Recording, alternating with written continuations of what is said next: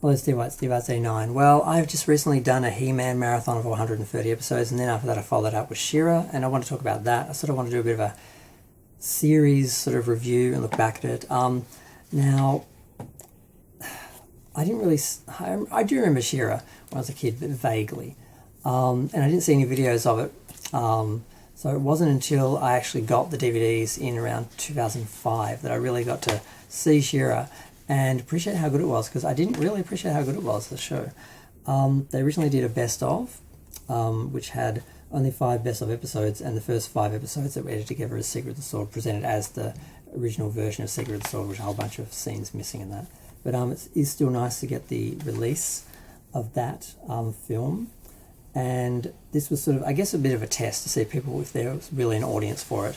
And the artwork for the box sets is really nice. Sort of modelled after the BCI box sets. Basically, Madman basically just bought the rights to those and just distributed them here, and they're basically exactly the same. We even had all the art cards and everything, which I've now misplaced. Now, we got the episodes in 3 volumes. So it's season 1, and I've sort of gutted and skinned the box sets because they took up too much space, and I've just kept them sort of as like foldable sort of art cards just to keep so you can look at them. They did season 1 in 2 volumes, season 2 in 1 volume because it was 28 episodes, whereas season 1 was 65. Now, originally the first season of He-Man was only I think 39 or 30, so basically it was meant to be 30 as well, but then it was so popular they extended it to 65. She-Ra started off with 65 like the first 2 episodes of seasons of He-Man, but it wasn't doing as well, the toy line wasn't doing as well, and the second season only got 28 episodes. But they did actually go to weekly, so they ran from 1986 through to 1987, which I never realised. They split the season into 2 seasons virtually. So you had the first season, ran just like He-Man, actually with syndicated episodes of He-Man, 65 episodes daily between September 1985, I think. No, God, where did I write that down? 1985, yeah, September 1985, the 5th of, 9th of September 85 to the 5th of December 1985 was the first season. But then the second season, they did 14 episodes from September 13 into December 12th, in 1986, I think it was, and then the next year they held the last 14 episodes over and showed them between September and December in 87. So She-Ra actually ran from 85 through to 87, so it kind of got 3 years, whereas He-Man, I thought because they had so many episodes that they actually ran over multiple years, but all the episodes of season 1 were contained in 83, and all the episodes of season 2 were contained in 84. She-Ra started in 85. The movie came out March, I think, 21st, 1985, and the Christmas special was December 25th after the series finished, December 25th, 1985, and they actually they had a lot of episodes of He-Man in She-Ra. It felt like a lot of episodes. There was at least 20 that featured characters. I think He-Man was in 18 episodes, but there are other episodes that featured characters from He-Man, so it didn't really feel like the show ended. It was almost like She-Ra was a 3rd season of He-Man in a way. But because one of the things that changed about He-Man was they tried to stray away from Skeletor, and every episode being about Skeletor, so that in the second season they had a lot more original characters that they were fighting and dealing with. And She-Ra also had some issues with a shift. The first season, they were very much focused on the rebellion, and they did a lot of shows on fascism and book burning and stuff like that.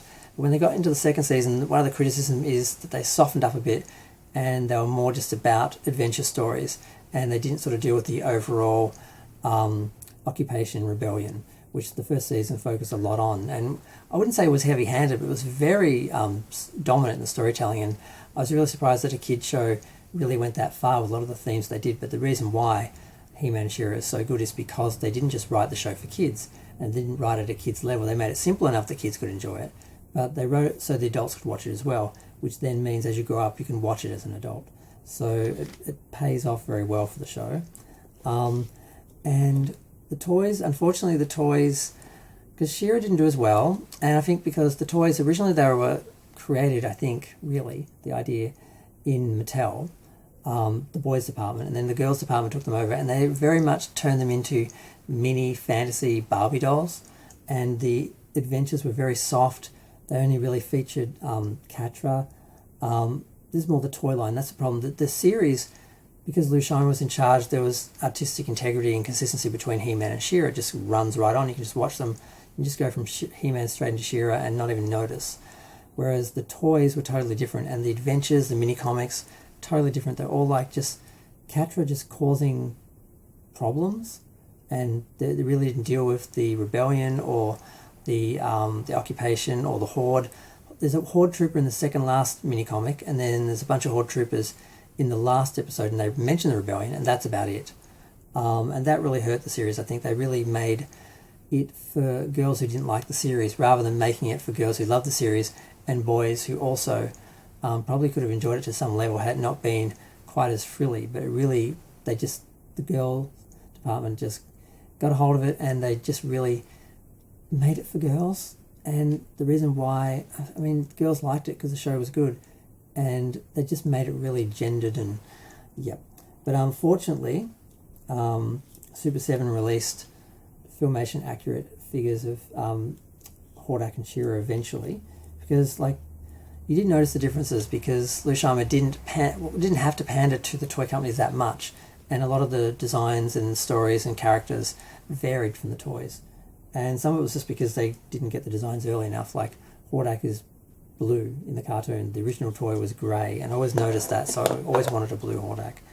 And She-Ra, like her outfits, the outfits are really complicated, and the idea was they would sell separate like outfits that you could buy, like Barbie, to put on the dolls, and they really should have just let the boys keep the show, keep the toy line, just make, female characters that went in line with the show and that sense of adventure, because a lot of girls, I think, would have gotten into them that may not have watched He-Man, whereas they just sort of tried to get the Barbie crowd that wasn't watching He-Man, and it didn't really work, and that sort of affected the show. I think the show was really great, but it didn't do as well because the toy line didn't back it up, and the He-Man toy line was sort of the same. They stopped, because the cartoon stopped, you weren't getting toys that were on the show anymore, and the show was repeats that didn't show the new toys, and there's a whole bunch of complicated reasons why the show, why the toy line ended, and why the show, didn't really support it anymore. And I think that's it. I can't go into the individual stories. The Secret of the Sword is great. The setup of the world, the universe, the Horde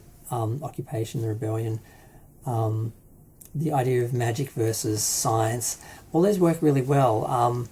And the show just holds up, and I love it, and I really enjoyed watching it. What else is there to say about going into individual episode reviews and so forth?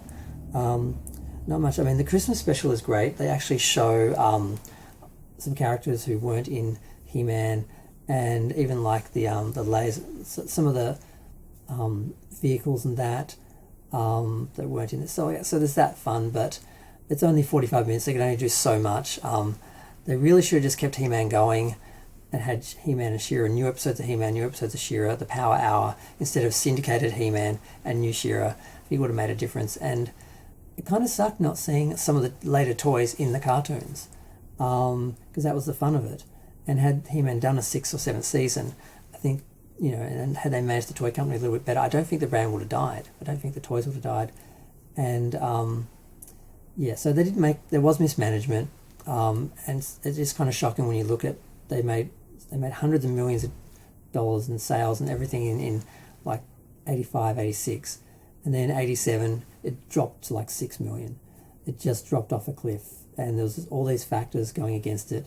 No new He-Man, She-Ra not syncing with the toy line, the show not syncing with the toy line being totally targeted just at girls, and some of the themes sort of shifting as well.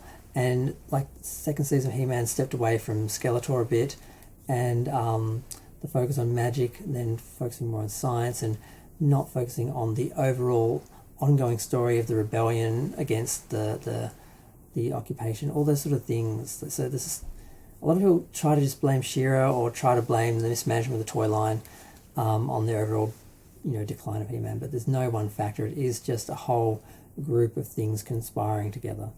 And yeah, I think I'm going to end it there. I'm just glad they released them all. You can get, they originally did, the free volumes, then they did a series set, and now there's a franchise set, and they're doing a Blu-ray franchise set as well. And most of the collected sets include the Christmas special and the Secret of the Sword, as well as the individual episodes with all the scenes that were edited out of the movies. Because the movie, I don't know if I mentioned it, it made $7 million, it cost $2 million, so it was actually a profitable kids movie at the time. Even though it was really just edited episodes from the season put together to promote the upcoming new season of She-Ra and everything. And I don't know, I just want to talk about it for a minute. I just really enjoyed getting back into the show and spending basically a week watching the show and revisiting it all. So I'm going to go. Feel free to share, like, comment, subscribe. Let me know what you think. Thanks. Bye.